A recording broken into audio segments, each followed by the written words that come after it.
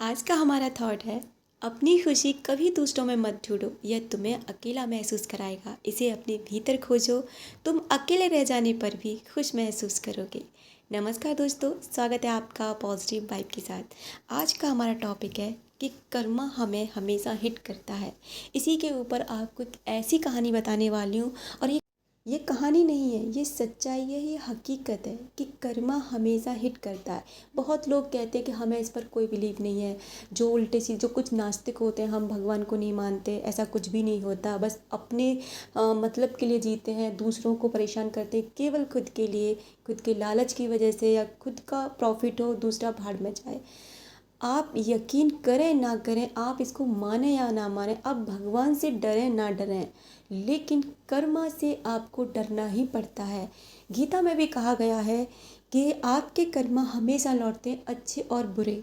फ़र्क इतना होता है, देखो, इसको हम ऐसे समझ सकते हैं कि एक फसल हम बोते हैं, किसी फसल को उग कर आने में 3 महीने का टाइम लगता है, और वहीं दूसरी फसल को 6 महीने लग जाते हैं, और वहीं किसी किसी फसल को 2-2 3-3 साल लग जाती हैं।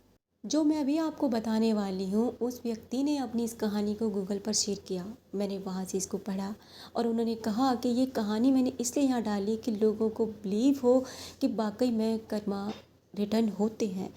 वो व्यक्ति दिल्ली के रहने वाले हैं वो, और उन्होंने कहा कि मैंने नास्तिक था, मैं भगवान को नहीं मानता था, मैं कभी किसी चीज़ में बिलीव नहीं करता था। मेरा मकसद सीधा होता था, मैं खुश होना चाहिए, बाकी दुनिया भाड़ में जाए। ऐसे ही उन्होंने क्या किया कि एक लड़की थी जो मतलब हैंडीक्राफ्ट थी, और उनसे वो सुंदर भी थी दिखने में, तो उन्हें उनसे अट्रैक्शन हुआ। उनका एक मोटिव था उस लड़की को लेके कि थोड़ा सा यूज़ करो, मतलब अपने टाइम पास करो, और उसके बाद में यूज़ एंड थ्रो, यानी कि जब टाइम पूरा हो जाए तो ख़त्म करो।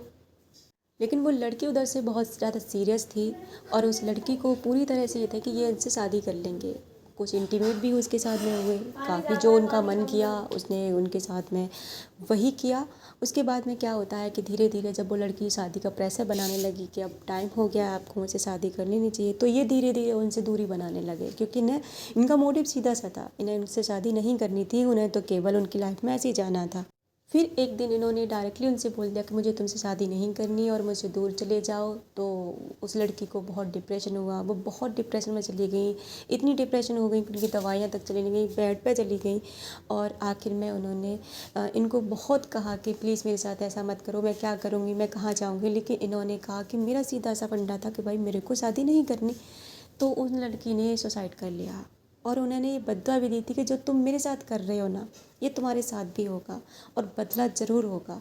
तो इन्होंने कहा कि मुझे इतना बिलीव नहीं था इस चीज़ पर, और मैं अपनी लाइफ में खुश था, ठीक है। कुछ समय बाद और मैंने एक अच्छा सा पार्टनर देख के शादी कर ली। मेरी वाइफ बहुत खूबसूरत थी, मेरी शादी भी हो गई, और अच्छा खासी मेरी लाइफ चल रही थी। मुझे कोई भी ऐसा वो नहीं था। मैंने सोचा चलो वो ख़त्म भी हो गई, अब पास्ट इज़, और लाइफ को अपना अच्छे से सेट करते हैं, कोई दिक्कत नहीं है। उसके बाद में क्या होता है कि उन्होंने कहा कि जो चीज़ मेरे साथ हुई ना बाद में, वो बहुत चौंकाने वाली थी। कि मेरी एक बेटी हुई, और बेटी आपको पता है वो हैंडीक्राफ्ट है, और यानी कि वो कभी भी उठ नहीं सकती, उसे हमेशा व्हील चेयर पर ही रहना पड़ेगा। और उसे देख कर के मुझे आज इतना वो सदमा लगा कि यार ये तो बिल्कुल वही चीज़ हो गई, क्योंकि वो लड़की भी ऐसी ही थी। तो और उससे भी कई गुना ज़्यादा उस लड़की के अंदर कमी थी, और इनके अंदर एक ही चीज़ थी कि अब मुझे इसे ज़िंदगी भर ढोना पड़ेगा, मेरी बेटी है, मैं कुछ कर भी नहीं सकता। तो देखा आपने कि कर्मा किस